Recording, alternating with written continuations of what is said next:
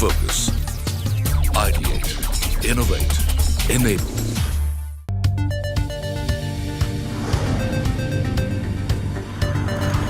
CNBC-TV18 and Qualys present Digital Shift.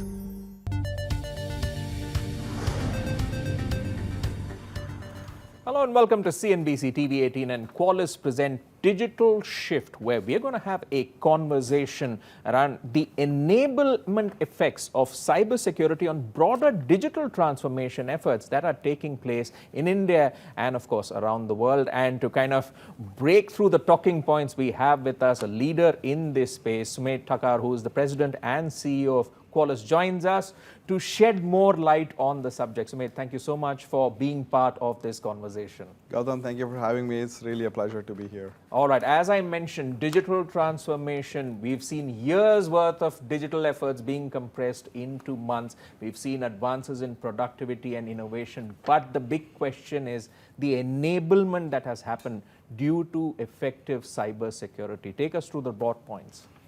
Look, I think the way we have seen digital transformation enabling everything we do in life has been phenomenal in the last few years, things we have not seen before.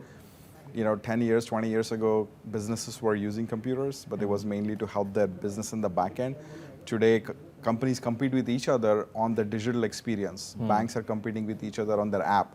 And so digital has become fundamental from a business perspective. But if you look at what has happened with Aadhaar, UPI, et cetera, it's also become extremely important for the socioeconomic enablement and upliftment of a lot of people. And so today, that digital shift is just way too fundamental than what we have ever seen in the past. It touches every part of our life. And we saw a massive transformation happening, as I mentioned, during that COVID period. But post-COVID, what are the trends indicating? Because businesses, by their nature, by their workflows, by their business models themselves, have evolved significantly. Any key trends that you'd like to highlight? I think the uptake in digital technology through COVID and post that has been phenomenal. Then business is what you're trying to connect your product with the consumer. And when the consumer stops coming out of their house, you have to find unique ways to get it to them, right? And you do that through apps, people using virtual reality to be able to see within an app how the TV will look on their wall in the house. That's the next evolution because people are not coming out. And so there's just been a big shift in moving into the cloud and moving into mobile technology to be able to enable connect between the consumer and the businesses way more than we have ever seen before. All right. Now, securing this revolution is part of the big shift. And whenever we look at the universe, the business universe, the attack vectors are increasing because it's a bring your own meeting world. We've evolved from bring your own device to bring your own meeting. Employees want access anytime, anywhere. Companies are becoming more open to dealing with their customers. But it also opens up various attack vectors which are happening. So take us through what's happening currently and how these can be resolved. Yeah, the overall paradigm of security shifted dramatically in COVID because people kind of, at the time, enterprises were like, all these computers are within my office, so I have a certain way I do security with a firewall, etc. The next day, everybody picked it up and went home, and they are working on home networks, Wi-Fi networks with their kids who are downloading all kinds of things on the network, and so that completely shifted. And today, now we are in a world where it is hybrid, and so security teams have to figure out ways to have a environment where they can secure that digital transformation no matter whether it's in the cloud, whether it is on-prem or whether it is a remote workforce.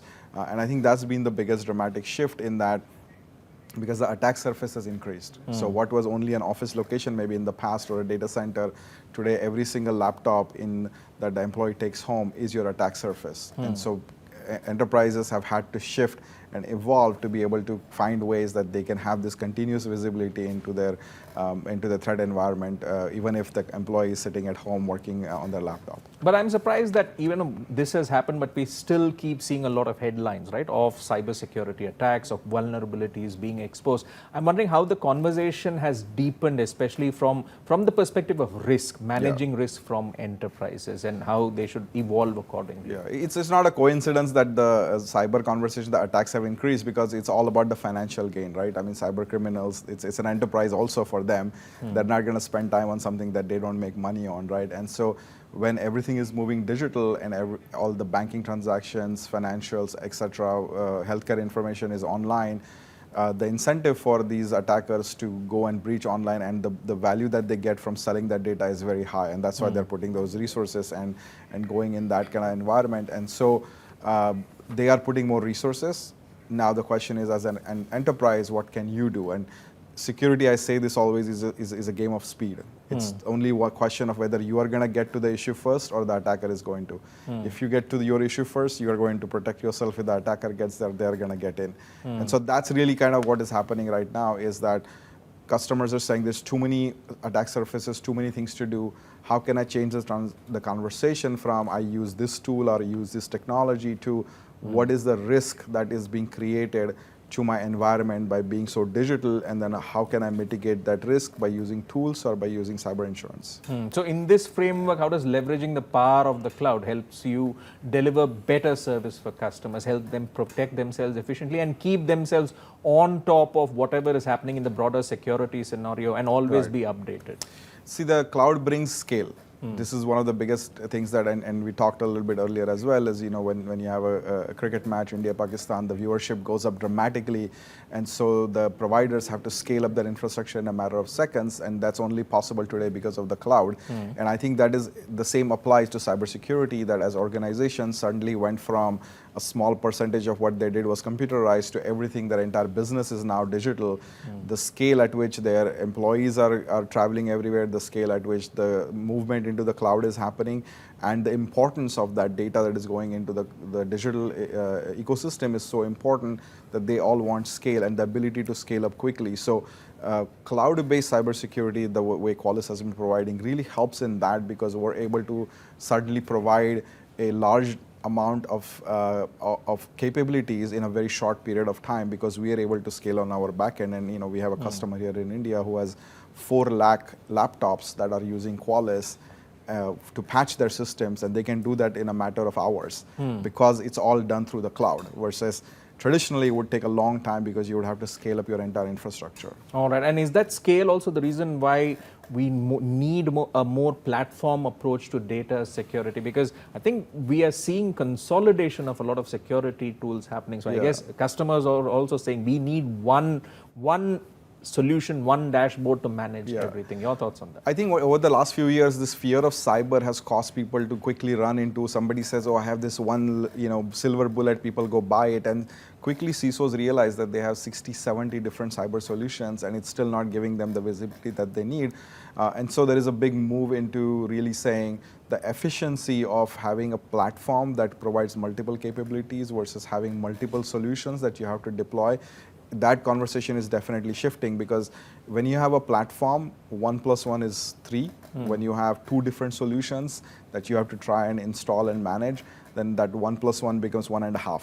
And so today, when you're trying to scale up quickly and reduce the cost of cyber so that you can help your business, the platform play always helps, because when you have a platform, it's speed, more efficiency, and the ability to scale very quickly, and that reduces costs for them. And that's really the conversations that we are having right now. All right, take us through some of the offerings on, let's say, the Qualys Cloud platform, and how it's helping your customers protect their most vital assets. Right. See, what has changed now is it's not like 30, 40 years ago when, you know, an antivirus was enough. That was only one attack vector. Today, you have cloud, you have on-prem, you have software vulnerabilities, you have misconfigurations, you have cloud buckets that are misconfigured. So the attack surface of different ways that you can be compromised is increased quite significantly. So there is no one single thing that you could do and say, I did that and I'm done. So with the platform approach, what we're able to do is take all these different areas that you could be attacked in, and then provide a capability that is seamless on a single platform, so that customers can see all their cloud, non-cloud, remote, everything in one place, and then actually be able to take a remediation action. Because at the end of the day, just knowing you have all these issues is not enough if you cannot fix it faster than the attacker can get to it. And so having a platform play, what we have helped our customers is not only finding their assets, detecting all the issues, but also helping them immediately fix those in an automated manner. All right, we'll take a very short break here on CNBC TV18 and Qualys present Digital Shift, but we'll be right back. Stay tuned.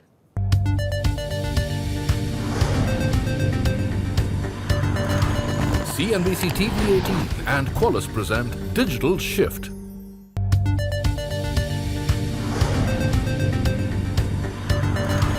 CNBC-TV18 and Qualys present Digital Shift.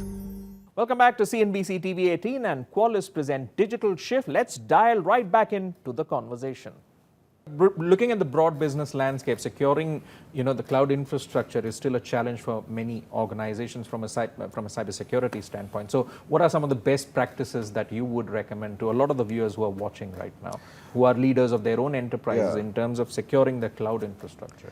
Cloud related issues are not that different from what we have seen in the past. It pretty much always comes down to we do something in a rush and we have not configured the system correctly. So what we used to have on the on-prem system where, we forgot to put a password, we forgot to change a password, you're seeing most of the breaches in the cloud are really happening because of that. The breaches are happening because somebody put data in a S3 bucket but then they forgot to change the default password, or the bucket was left as publicly accessible versus a private bucket, etc. So it's really about having visibility. First, you need to know what you have in the cloud, which is a problem because everybody's rushing so fast, they're just spinning up more and more and more. So as a security team, how do you know what you have? Second is how, in everything that you have, what is it that you are missing that are the misconfiguration? And the third is how do you fix that? So in the cloud environment, the speed becomes even more important, but the fundamentals of what's causing these breaches are still coming down to misconfigured systems and passwords that have not been changed, etc. And in terms of structuring their organizations itself to be more secure, any best practices on that front that you could offer to them? The way they work, the way they do their own business, anything on that front that you would suggest to them? Look, a lot of the conversations with the CISOs now are becoming more about a risk-based approach to security, right? You cannot go and fix every single thing that is out there, and there are too many things. So how do you structure your team in a sense that your tool set, your platforms that you're using are providing you a risk-based view that ties to the business and what impact it will have on the business, and then structure your teams in a way that they're focused more on automation at the end of the day, because today cyber talent is not available as much as we would like to. Attackers are coming in faster and faster than we ever have, and so the real focus needs to be how do you structure your security team not around hiring more and more people, but leveraging more automation so that we can get there faster before the attackers get to our misconfigurations. Now, an aspect of this is also communicating the value that security brings to the table, to the board. So take us through, how can CISOs or CIOs effectively communicate the value of cybersecurity to gain executive sponsorship from the board? Because somewhere I think somebody needs to look at the big picture as well and say that it's not just about cost saving, it's much more than that, because in the long run, you're going to save much more costs and generate new business value.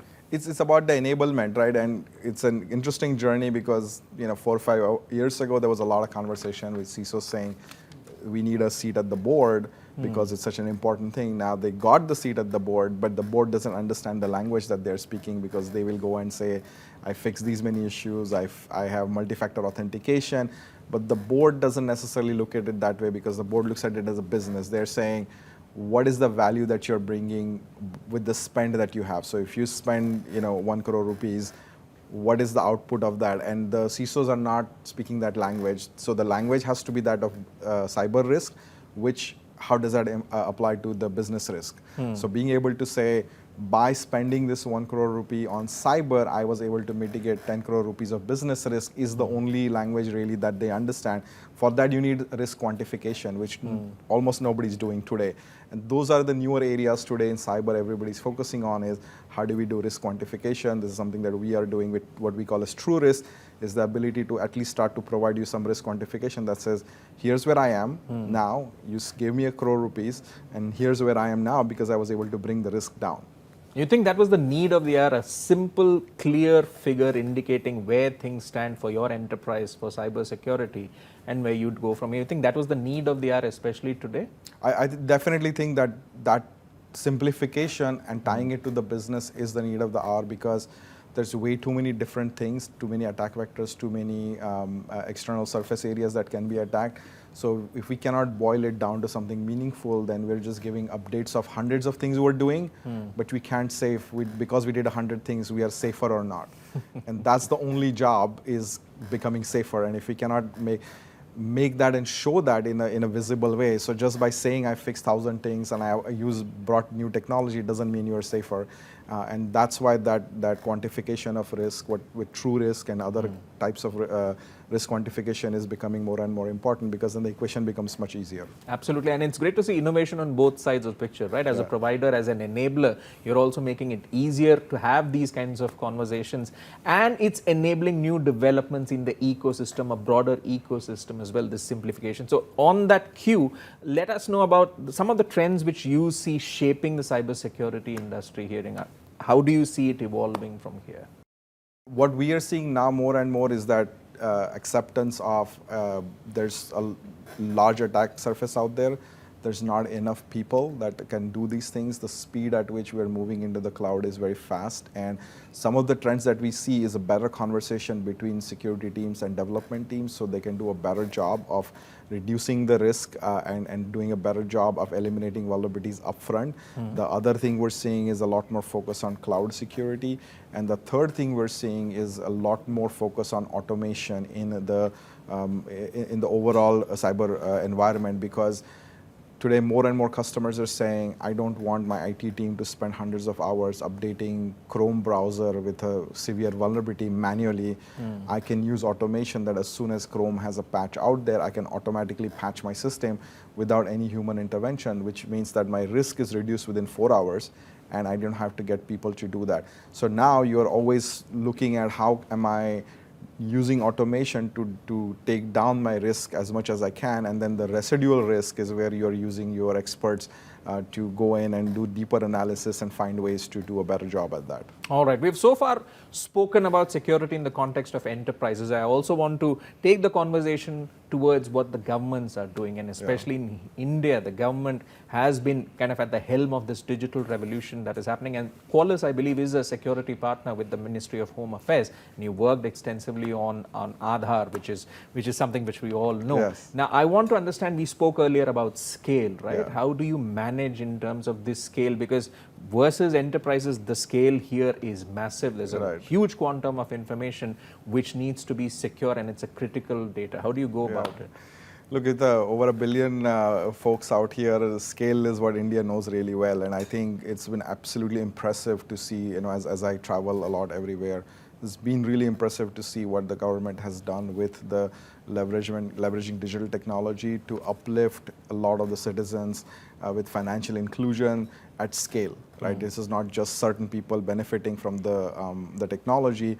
And just a few days ago, Mr. Modi talked about leveraging digital technology as a weapon against poverty, and that is so true, because out on the street, I'm able to buy, a coconut from this person who doesn't have electricity or a credit card machine, but with a QR code, they are able to take digital transactions. This is phenomenal. But it also is very important, because now when everything that is causing this enablement is all digital, you have to have confidence in these systems that every time you use your UPI or something like that, you're not losing money because somebody's stealing it, right? So the confidence of having cybersecurity enable the digital transformation, not just for businesses, but also for the socioeconomic environment, is very important. And we are very proud and happy to be able to have a part in what we are doing with Aadhaar and UIDAI to be part of their stack in helping secure the biometric data of the citizens of India. And it's a broad impact. It could change the face of how we live today and tomorrow. On the other side, as you mentioned about transactions, I also want to know, India has had a payments revolution as well, where e-commerce has grown leaps and bounds. So how are you securing millions of transactions for the likes of, say, Myntra or Flipkart or Nykaa? Yeah, we have a pretty extensive customer base here in India. Over 800 plus enterprises are leveraging Qualys. That includes banks, airports, a lot of the e-commerce giants out there. And look, I think that entire journey has to be secured all the way from whether you are buying something on the street or you're buying something online. And the scale that we are able to really bring, and the consolidation on the platform. So those are the two things, right? We can reduce the cost because we're able to bring scale. We are able to consolidate multiple different things, and that way we can reduce the risk much faster, which then translates to your business being able to continue focusing on the business rather than trying to deploy tools for cybersecurity, right? And So today, very excited with what we have been able to do with our partners here in India and the impact that we have had across the board, from everything from airlines to online shopping to media streaming, as well as just helping folks on the street who are accepting payments just using a QR code. It's been a great partnership, and we look forward to continuing to work in those areas as part of Digital India. Many of those entities use us, and we continue to look forward to contributing there. Absolutely. Before we let you go, any parting thoughts? India is truly emerging as the home of innovation. How do you want the security conversation to pan out? Maybe we're not looking 5 years into advance, but maybe at the next year or two. How do you want, what are the keywords you want in security conversations? Look, I've been doing this for almost 20 years, and the shift in the conversation on digital and cyber in India has been dramatic in the last 1 or 2 years. And you have some of the best talent out here in India. I mean, even Qualys, we do a lot of our innovation around cybersecurity and technology that we are developing is being developed by our center in Pune. Cutting edge cyber research being done that is leveraged by largest banks and organizations globally is being developed in Pune. And so we are definitely seeing, because of democratization of technology, you see folks here are using the same smartphones and the same technology and the same e-commerce and coffee and car service kind of apps that everybody's using across the world. And so now with that, you have a very good understanding here of what it entails, what the security aspect of it is, and what India brings to the table that is hard for many other countries is the scale. When you have a large bank here has more bank accounts than the population of most countries, the technological and digital scale that the teams here are building is phenomenal, and we are very happy to be able to be part of that and leveraging that skill set to create technology that is used everywhere in the world today. Well, if you can make it here, you can make it anywhere. Exactly. That's the enablement effect of cybersecurity on the digital transformation, or rather the digital revolution that is taking place in India and across the world. Sumedh, thank you so much for joining us on this conversation of CNBC-TV18 and Qualys Presents Digital Shift. And well, we've had a broad overview of how the landscape is shaping up. So good reference points for all of our viewers. Thank you so much for tuning in. Till next time, this is your host Gautam Srinivasan signing off.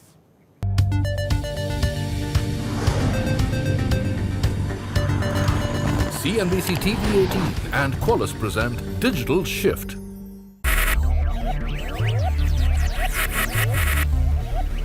Focus, ideate, innovate, enable.